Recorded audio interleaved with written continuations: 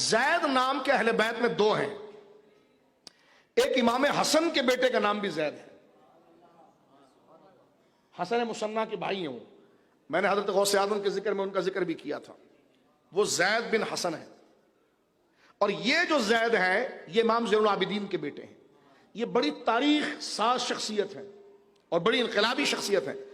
یہ وہ ہیں کہ جنہوں نے وقت کے ظالم حکمرانوں کے خلاف عالم جہاد بلند کیا تھا، امام زین العابدین کے بیٹے زید۔ اہل بیت کو ہمیشہ دھوکہ دیا گیا، سب سے پہلے مولا علی کو دھوکہ دیا، اور کوفے کے اندر جب امام علی کے اوپر حملہ ہوا تو ساری مسجد بھاگ گئی۔ اب میں کیا آپ کے سامنے بولوں کہ کوفے میں اس وقت کون رہتے تھے؟ یہ مجوسی جو شور مچاتے ہیں، ذرا نور اللہ شمسدی کو پڑھیں، اپنے باپ کو پڑھیں اور ذرا دیکھیں۔ جب امام حسین کربلا شریف جا رہے تھے تو صحابہ نے روکا اور کہا آپ نہ جائیں، آپ کے والد کے ساتھ بھی انہوں نے دھوکہ کیا تھا۔ اور دوسرا دھوکہ کر اسی کوفے کے اندر کیا ہوا، وہ حضرت سرکار امام حسین کے ساتھ ہوا۔ نام اہل بیت کا اور کام انہی کو، نام اہل بیت کا لے کر ان کو آگے اس لیے کرتے تھے تاکہ اپنے عزائم اتاریں۔ اسی لیے امام حسن کو آپ دیکھیے حضرت معاویہ سے صلح کیوں کی، یہی حضرت زید کے ساتھ ہوا۔ حضرت زید جب کھڑے ہوئے تو ان کے ساتھ لاکھوں کا لشکر تھا، اپنے مقابل کو یہ ایسے مسل کر رکھ دیتے، اتنا بڑا لشکر تھا۔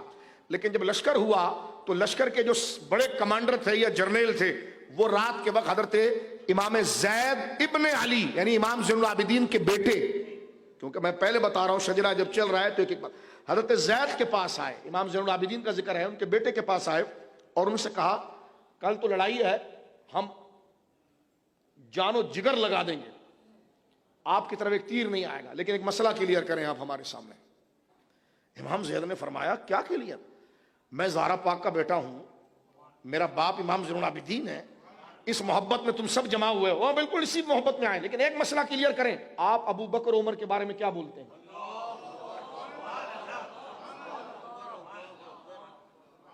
کوئی بھی تاریخ پڑھ لیں، میں کس کتاب کا حوالہ دوں؟ آپ امام زید کا حوالہ ڈالیں، ان کی شہادت کا واقعہ پڑھیں، ہمارے وہاں تو تقریباً ساری تاریخ کی کتابوں کے اندر یہ بات موجود ہے۔ تاریخ کھیلتے ہو نا، تو آؤ اس تاریخ پر بھی آؤ۔ پھر حضرت امام زید کو یہ کہا کہ آپ ابو بکر عمر کے بارے میں کیا کہتے ہیں؟ حضرت ابو بکر و عمر سے محبت اتنا ضروری عقیدہ ہے کہ امام زید نے یہ نہیں کہا کہ یار سامنے دشمن کھڑے ہیں اور یہ میرے لشکر والے، اگر میں ان کو بتا دوں گا تو یہ سب بھاگ جائیں گے، تو کل بتا دوں گا، لیکن امام زید نے اسی وقت جواب دے کر اس بات کو ثابت کر دیا کہ حضرت ابو بکر و عمر سے محبت کتنی ضروری ہے۔ اور خاص سوال ہوا تھا فدق کے بارے میں کہ جو سیدہ زہرا پاک گئی تھی تو وہ تو آپ کی دادی جان ہے، تو جب آپ کی دادی جان حضرت ابو بکر صدیق سے فدق کا مطالبہ کر رہی تھی، اب اس کی کتنی حقیقت ہے دیکھو واضح ہوتی۔ تو آپ اس قضیے کے بارے میں کیا کہتے ہیں کہ جو فیصلہ حضرت ابو بکر نے کیا، اس بارے میں آپ کیا کہتے ہیں؟ کتنا حساس مسئلہ چھیڑ دیا، اور کل وہ حضرت امام صاحب کو قتل کرنے کے لشکر لے کے کھڑا ہے اور یہ جان دینے کے تیار ہے، لیکن یہ بولتے اس مسئلے کے لیے کرو، تو امام نے یہ نہیں کہا کہ ان کو کہتے بعد میں بات کر لیں گے، اس سے خلاف بات تو امام صاحب جھوٹ تو نہیں بول سکتے تھے معاذ اللہ، لیکن وقت کو ٹالنے کے لیے کہہ دیتے بھائی جنگ ختم ہو جائے گی پھر بات کر دیں گے۔ لیکن میں آپ کے دل پر دستک دے رہا ہوں، جاگو سنیو، جو بات میں بار بار ریپیٹ کر رہا ہوں، میری بہنیں بھی غور کریں، صحابہ سے محبت اور شیخین سے محبت اتنی ضروری ہے کہ امام زید کے سامنے موت کھڑی ہے، آپ اس کو یہ لفظ موت صرف آپ کو بیدار کرنے کے لیے ظاہری الفاظ میں نے کہا ہے، شہادت ہے، لیکن آپ دیکھیے حضرت امام زید نے فرمایا تم مجھ سے پوچھتے ہو کہ میری دادی جان نے جب میں بات پوچھی تو صدیق اکبر نے کیا کہا اور ابو بکر ہمارے خاندان میں کیا درجہ رکھتے؟ فرمایا ان ابا بکر کان رجلا رحیما وکان یکرہ ان یغیر شیئا فعل رسول اللہ صلی اللہ علیہ وسلم، فرمایا ابو بکر بہت نرم دل آدمی تھے اور وہ اس بات کو پسند نہیں کرتے تھے کہ جو طریقہ رسول اللہ کا ہے اس طریقے سے کسی چیز کو ہٹا دیا جائے۔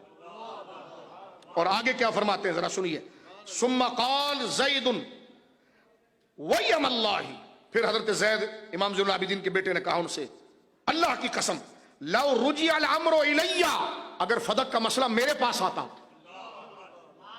دیکھو لو رجع الامر الی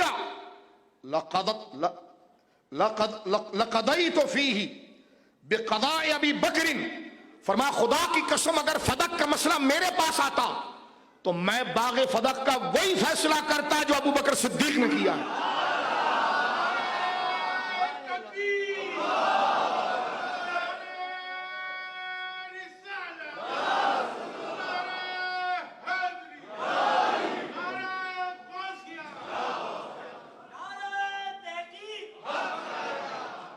سوال کیا کہ ابو بکر ایسا نیک ہے تو تم ان سے کیوں لڑ رہے ہو؟